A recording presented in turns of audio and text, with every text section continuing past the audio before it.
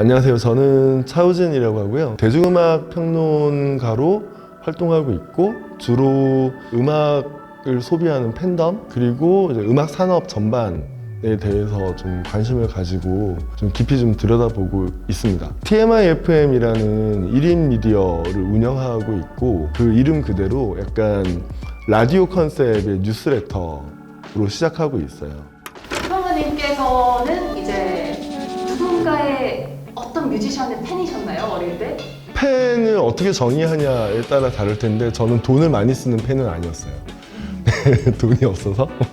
정말 저는 어떻게 보면 음악을 글로 배우는 사람이거든요. 그때 옛날에 음반을 막 돈 주고 사야 되는데 집에 이제 음반도 귀했고 CD 플레이어도 없고 그러니까 처음으로 산 CD가 전람이 2집을 샀는데 CD 플레이어가 없었어요. 산 CD를 소중하게 가방에 넣고 다니면서 카페에 갈 때마다 틀어달라고 얘기를 했어요. 두 번째 곡 틀어주세요. 뭐 이렇게. 그 다음에 다른 카페 가면 8번 트랙 틀어주세요. 뭐 이런 식으로.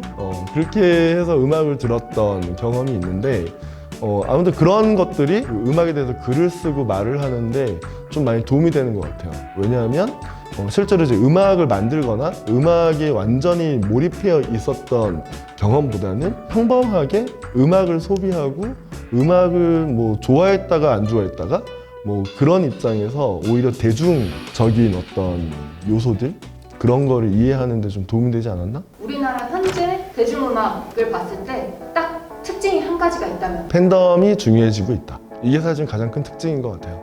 그러니까 옛날에는 팬이라면 그냥 10대 여학생 그런 어떤 특정한 그룹 뭐 이런 식으로 분리해서 생각했는데 지금은 거의 누구나 나 누구 팬이야 라고 말을 하는 게 아주 어색하거나 아주 좀 기피하는 건 아니게 된 것 같다. 그리고 퍼포먼스가 되게 강해졌다. 음악이 구조적으로 복잡해지고 있다라고 할 수 있어요. 뭐 특히나 K-팝 신곡들을 보면 노래 하나에 여러 개의 장르가 들어가 있거나 멤버들의 어떤 역할 파트가 나눠지면서 그 멤버들 각각 이제 하는 퍼포먼스 뭐 이런 부분들이 막 이렇게 어울리면서 사실 시각적인 요소들이 굉장히 강해지고 있는 거. 이 K-팝 인더스트리에서 앞으로 계속 국제 무대에 진출할 때 이런 점을 좀 유의했으면 좋겠다 하시는 부분이 있으시다면요? 우리한테 익숙한 게 아니라 소위 말하는 글로벌 스탠다드를 좀 몸에 익히고 그게 컨텐츠적으로 나오는 것들을 굉장히 예민하게 반영하고 생각해야 된다. 예를 들면 소수자, 소셜 이슈에 대한 발언, 그다음 환경에 대한 뭐 고민 이런 것들이 음악뿐만 아니라 뮤지션들 혹은 그 회사 자체도 중요하게 생각을 해야 되는 상황인 것 같아요.